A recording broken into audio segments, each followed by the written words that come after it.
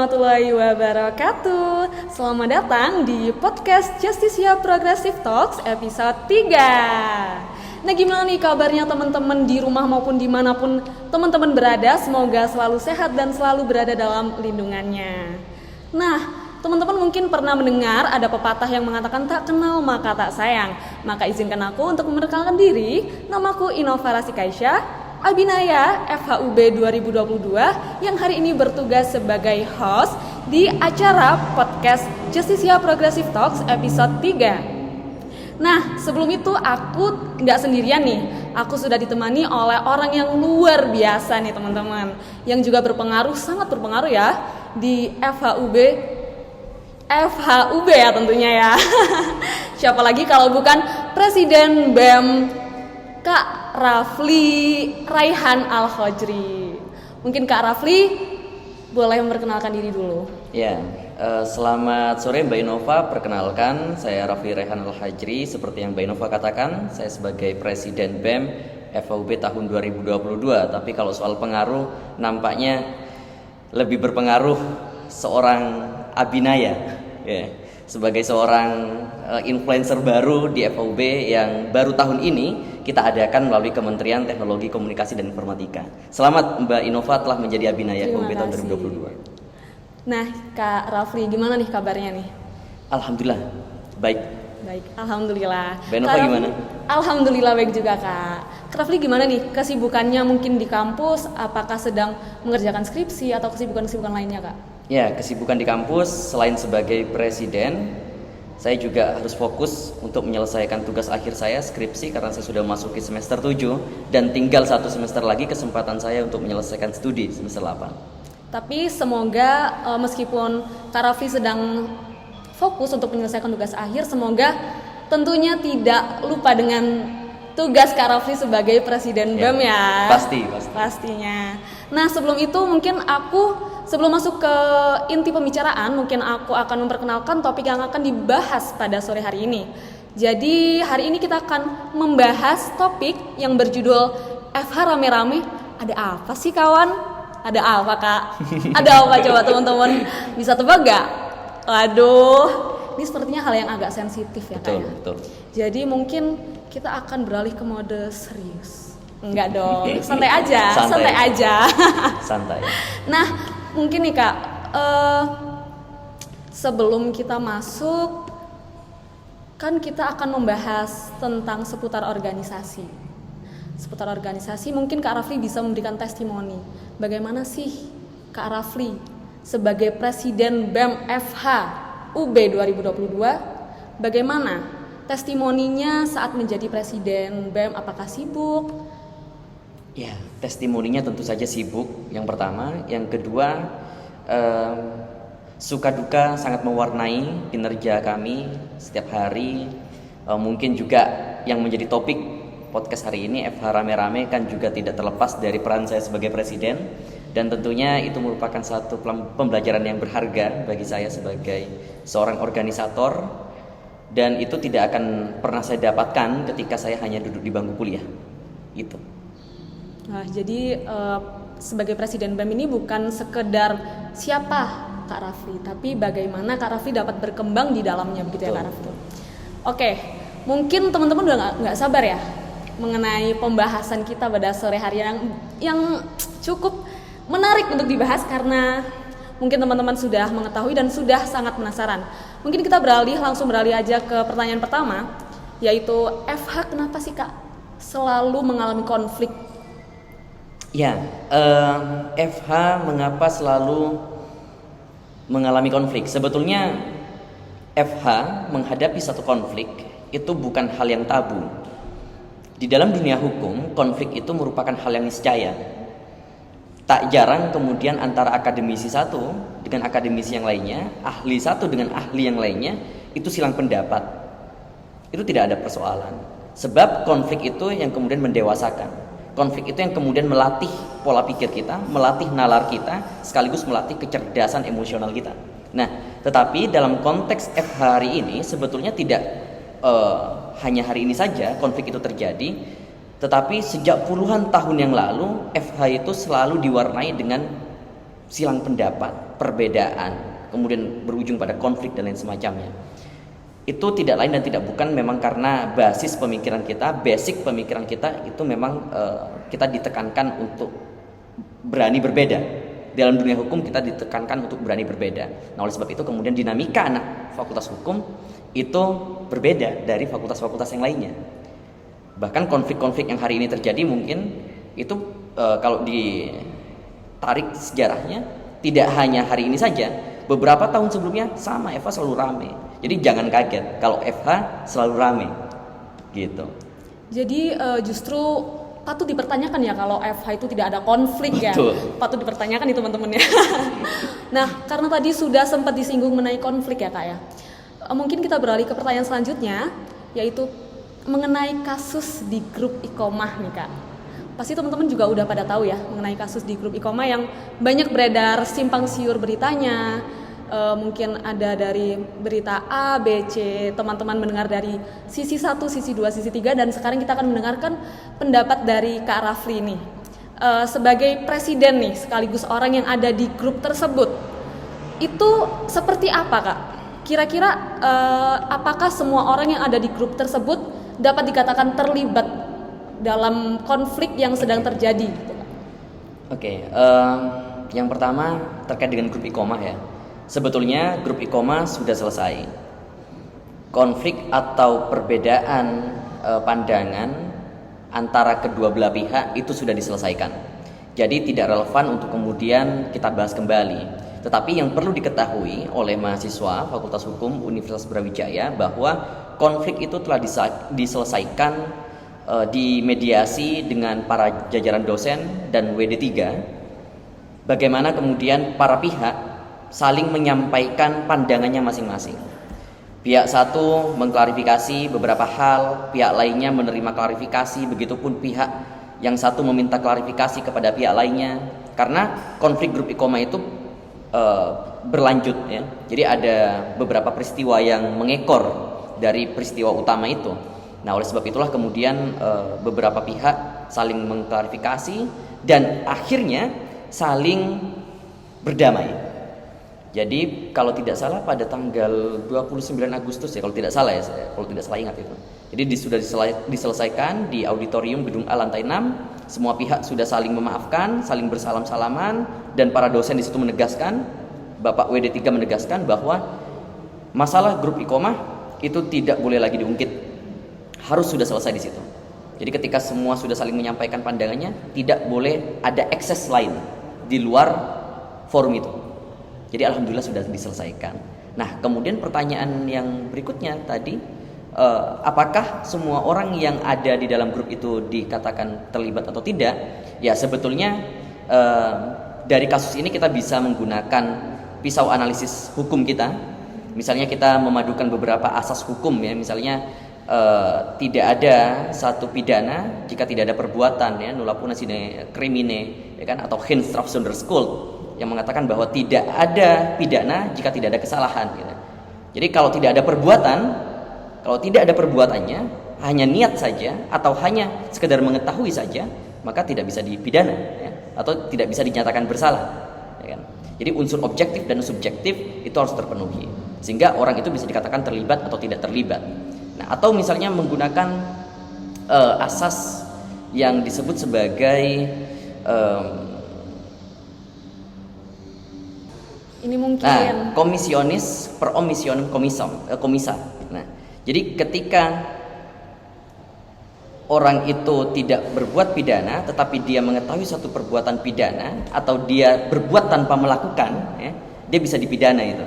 Nah, tapi itu ketika ada perbuatan materialnya ya. Kalau di dalam hukum itu asas itu bisa berlaku ketika ada perbuatan dulu tuh. Jadi baru orang itu meskipun tanpa dia melakukan juga, dia bisa dipidana. Nah, jadi kita bisa menggunakan berbagai macam pisau analisis hukum kita untuk kemudian menganalisis satu fenomena konflik. Nah, termasuk misalnya konflik yang grup Iqomah itu. Tapi itu sudah tidak relevan lagi untuk dibahas karena itu sudah diselesaikan. Oke teman-teman, sudah jelas berarti kasus grup Iqomah sudah all clear ya Kak? Betul. Sudah all clear. Maka dari itu ya, karena sudah selesai, mungkin kita berlanjut ke pertanyaan selanjutnya Kak ya. Jadi sebelum aku masuk ke pertanyaan selanjutnya mengenai LKMM nih Kak. Mengenai LKMM, sebelumnya aku mau bertanya nih. Sebelumnya itu kita membahas mengenai grup iqomah yang mana sedikit yang bisa saya ambil dari situ adalah bagaimana kita berpendapat. Bagaimana kita berpendapat. Maka dari itu saya ingin bertanya, apakah boleh mahasiswa itu berpendapat melalui mimbar rakyat?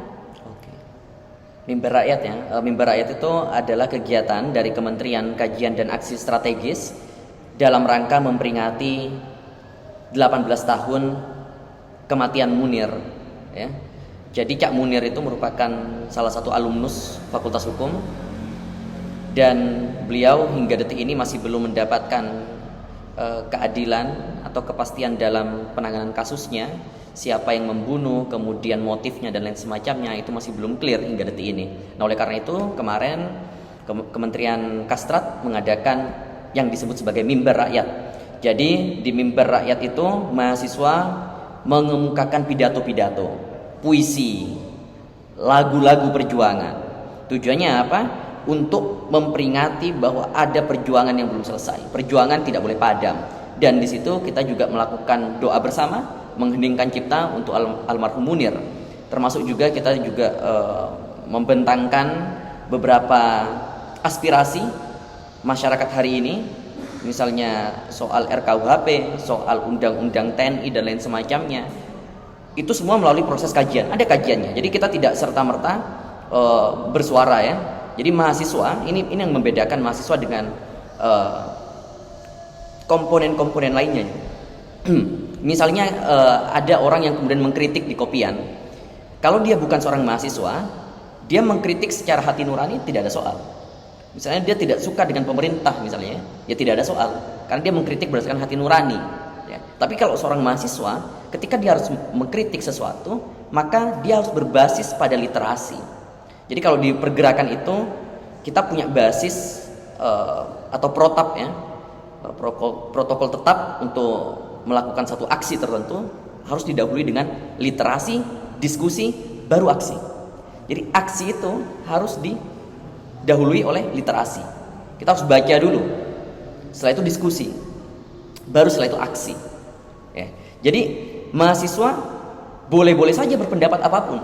Kampus itu kalau kata Bung Rocky ya, bukan saya mengidolakan beliau, tetapi ya saya mengutip saja ya pendapatnya, bahwa kampus atau ruang kelas itu adalah ruang yang paling bebas di muka bumi untuk kita menyuarakan pendapat-pendapat. Meskipun faktanya di Indonesia ruang kelas atau dunia kampus itu tidak begitu bebas, sebab kita banyak sekali dikelilingi oleh ya adat ketimuran ya, atau misalnya sopan santun dan lain semacamnya. Tapi pada intinya kebebasan berpendapat, kebebasan berserikat, kebebasan berkumpul itu sangat dijamin di dalam dunia kampus. Boleh-boleh saja, sah-sah saja. Dan kalau misalnya kemarin dipersoalkan, apakah Kementerian Kastrat tidak melakukan perizinan untuk kegiatan tersebut? Salah. Itu salah. BEM selalu konsisten untuk mengikuti semua prosedur yang ada di dalam kampus ya.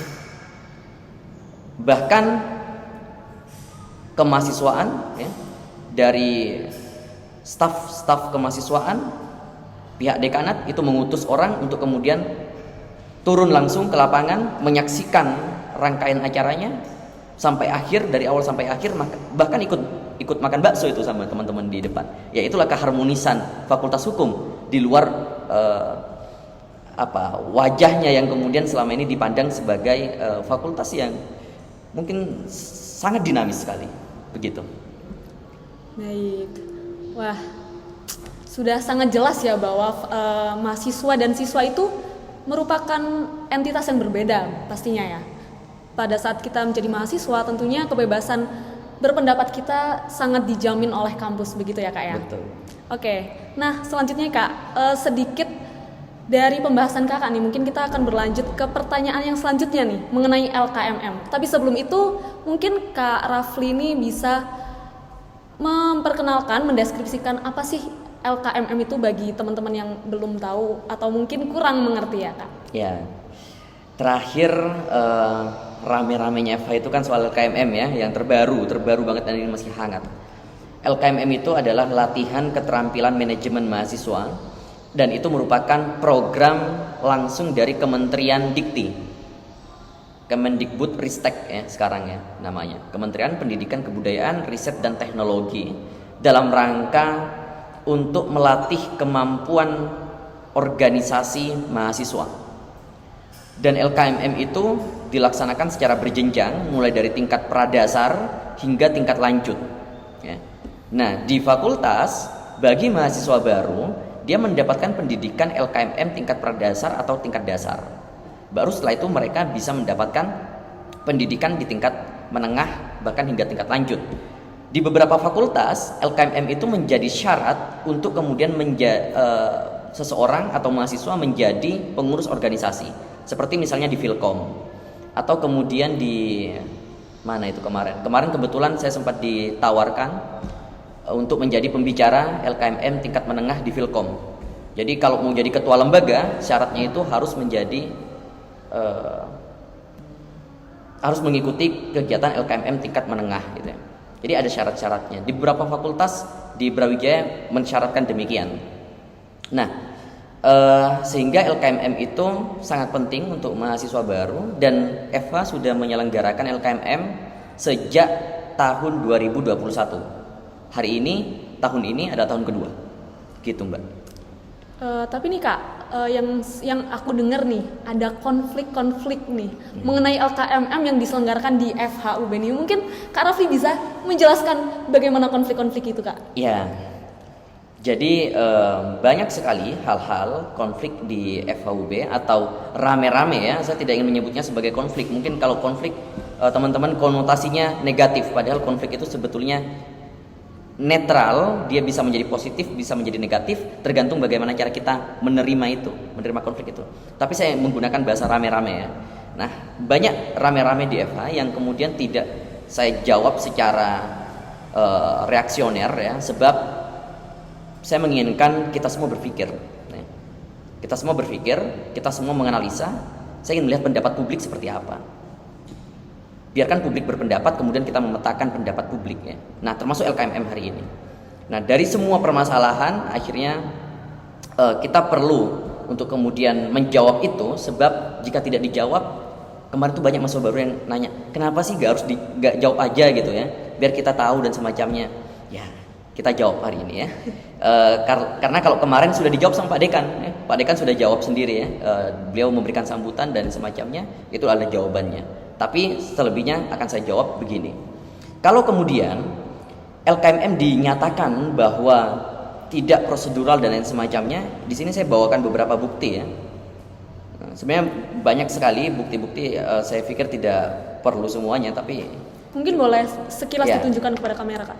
Jadi secara prosedural ya, proposal itu kita sudah ajukan. Bahkan kita sudah 3 kali nih mengajukan proposal. Tanggal 12, tanggal 19. Mungkin aku bantu bawa ya, Kak. Tanggal 22. 3 kali proposal sudah kita ajukan. Koordinasi dengan kemahasiswaan pun juga sudah ya. Ini adalah bukti chat kami dengan kemahasiswaan ya. Bahkan kami mengadakan pertemuan dengan Bapak WD3 itu sampai 5 kali loh. Sebetulnya 6 kali, cuman yang ke-6 itu pertemuannya sangat sebentar sekali ya. Tetapi pada intinya komunikasi prosedural itu sudah kami lakukan ya. Tetapi yang menjadi persoalan di mahasiswa baru adalah kenapa harus mendadak ya. Sebetulnya tidak mendadak, karena kita sudah rencanakan itu sejak tanggal 12 itu. Nah, tanggal 12 September itu sudah proposal sudah naik ya, sudah kami ajukan. Tetapi ada beberapa hambatan memang yang mungkin saya tidak perlu menjelaskan di sini ya. Tetapi hambatan itu kemudian bisa kita atasi ya. Hari Kamis kita sudah mendapatkan kepastian dari Bapak Dekan untuk kemudian menyelenggarakan kegiatan LKMM. Nah, termasuk dengan kemahasiswaan kami juga sudah berkoordinasi. Dan alhamdulillah kegiatan LKMM dapat berlangsung meskipun dadakan. Dan itu pun kita juga sudah pertimbangkan, Mbak. Jadi kalau dadakan, pastikan dadakannya itu tidak memberatkan mahasiswa baru. Makanya kemarin LKMM itu tidak wajib. Jadi kalau misalnya mahasiswa barunya, saya ada acara Kak, karena acaranya ini mendadak LKMM, saya sudah ada acara lain. Saya sudah ikut diklat LO dan lain semacamnya, monggo, nggak masalah. Ya. Jadi diklat LO silakan jalan. Mahasiswa baru yang mengikuti diklat LO nggak apa-apa. LKMM ini seperti halnya webinar pada umumnya. Ya. Bagi Anda yang mau mendaftar silakan. Tapi memang pasarnya adalah mahasiswa baru karena jenjangnya untuk mahasiswa baru. Pun juga LKMM kemarin dilaksanakan secara online, tidak menggunakan pakaian tertentu, tidak menggunakan barang bawaan tertentu, sehingga saya kira tidak memberatkan, tidak cukup memberatkan ya. Dan alhamdulillah yang mengikuti hampir 200 orang, itu artinya mahasiswa baru sangat antusias dengan kegiatan LKMM itu, dan alhamdulillah fakultas memfasilitasi itu. Kira-kira itu terkait dengan LKMM. Baik, jadi permasalahan dari LKMM ini kalau aku simpulkan adalah misinformasi, miskomunikasi begitu ya Kak ya? Ya, ada satu disinformasi yang kemudian tersebar di antara mahasiswa. Nah, saya berkepentingan untuk kemudian meluruskan itu agar tidak menjadi seperti bara dalam sekam gitu ya. Dia ditahan-tahan tuh. Ya. Tetapi begini Mbak yang pasti, fakultas atau universitas itu tidak memiliki hak untuk menolak program mahasiswa sepanjang tidak melanggar hukum ya. Sepanjang tidak melanggar hukum, program mahasiswa itu bisa jalan sebebas-bebasnya. Itu yang membedakan siswa dengan mahasiswa ya. Kalau mahasiswa kita punya otonomi untuk menyelenggarakan kegiatan-kegiatan. Kita mau demo sana sini gak masalah, demo-demo aja. Rektor tidak menyetujui misalnya, gak ada soal. Itu BEM UI udah berkali-kali dipanggil oleh rektornya gitu ya, nggak ada soal gitu ya. Nah, tetapi terkait dengan penggunaan sarana prasarana baru itu meminta izin persetujuan. Makanya kalau di dalam proposal ya teman-teman, kalau di dalam proposal kegiatan lembaga WD3 Bapak Wakil Dekan 3 Kemahasiswaan itu bersifat mengetahui Wakil Dekan 3. Wakil Dekan 2 bidang keuangan dan sarana prasarana ini dia menyetujui. Karena anggaran dan sarana prasarana itu butuh persetujuan. Tapi untuk substansi kegiatan dia tidak butuh persetujuan, cukup mengetahui. Jadi kita tetap memberitahu nih kepada pihak fakultas bahwa kita akan mengadakan program ini. Tapi bukan dalam rangka kemudian kita meminta persetujuan, kecuali untuk menggunakan anggaran dan menggunakan fasilitas kampus. Begitu. Ini mungkin yang belum banyak mahasiswa tahu ya. Makanya saya sampaikan di sini. Oke, dari bukti-bukti yang mungkin sudah Kak Rafli tunjukkan tadi, berarti dapat kita simpulkan bahwa program yang dilaksanakan oleh BEM FHUB itu sudah dilaksanakan secara prosedural ya? Betul, kita konsisten untuk itu. Hanya saja terdapat kembali lagi terdapat miskomunikasi. Nah oke Kak, dari permasalahan-permasalahan tersebut nih Kak, bagaimana sih mahasiswa dalam menyikapi fenomena-fenomena tersebut? Ya, sederhana saja sebetulnya. Menganggap konflik itu adalah sebagai sahabat ya. Perbedaan pandangan, perbedaan pemikiran, perbedaan latar belakang itu adalah sahabat.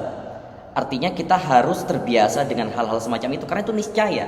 Tidak mungkin kita menjadikan satu kelompok orang atau seluruhnya itu menjadi satu pandangan yang sama, tidak mungkin. Justru momentum seperti itu dijadikan sebagai pembelajaran, meningkatkan kemampuan berpikir kita, mempertajam analisis kita, sekaligus mempelajari ilmu-ilmu hukum apa yang relevan dengan fenomena-fenomena seperti itu. Justru itu menarik. Jadi kalau misalnya kita anti terhadap yang namanya perbedaan, anti terhadap namanya konflik, maka kita tidak akan pernah mengalami kemajuan. Kemajuan akan selalu ditentukan oleh seberapa besar konflik yang ditimbulkan. Tapi konflik juga bisa berdampak buruk kalau tidak diolah dengan baik. Jadi konflik itu harus diolah. Makanya ada ilmu namanya manajemen konflik. Kalau konflik itu tidak diolah, ya kan?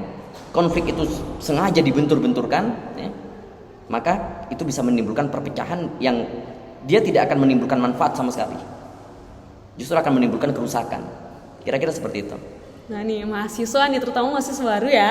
Mahasiswa baru ada baiknya nih quotes dari Kak Rafli untuk dipajang di tembok kali ya. Nah oke nih Kak, dari Kak Rafli sendiri mungkin ada closing statement gitu Kak. Ya, closing statement saya, FH rame-rame itu bukanlah soal. Yang menjadi soal adalah kalau kita tidak mampu menerima itu dan mengolah itu dengan baik. Kalau kita mengolah dan menerima itu dengan cara yang buruk, maka itu akan menjadi destruksi menjadi fenomena perusak bagi hubungan kemahasiswaan, hubungan akademik ya. Jadi untuk menjaga stabilitas di antara mahasiswa dengan cara menyadari bahwa konflik atau perbedaan itu adalah niscaya dan kita bisa menerima dan mengolah itu dengan cara yang bijak. Kira-kira seperti itu closing saya. Luar biasa. Mungkin aku sedikit menyimpulkan ya Kak dari pembicaraan kita pada sore hari ini ya. Jadi berdasarkan yang aku dapatkan dari pembicaraan dengan Kak Rafli bahwa mahasiswa, terutama mahasiswa hukum memang dituntut untuk dapat berpendapat secara bebas ya. Terutama mahasiswa berbeda dengan siswa pastinya ya Kak ya. Dan ya kita harus tetap jangan menyerah kepada konflik. Betul. Kita harus mengambil hikmah terhadap setiap kejadian yang ada. Baik Kak Rafli, terima kasih banyak sudah mau datang, sudah mau dirapatkan sama saya. Ya baik teman-teman, mungkin segitu dulu pembicaraan kita pada sore hari ini. Terima kasih dan wassalamualaikum warahmatullahi wabarakatuh. Sampai jumpa di Justisia Progressive Talks episode berikutnya. 4. Okay. Berikutnya. Terima kasih.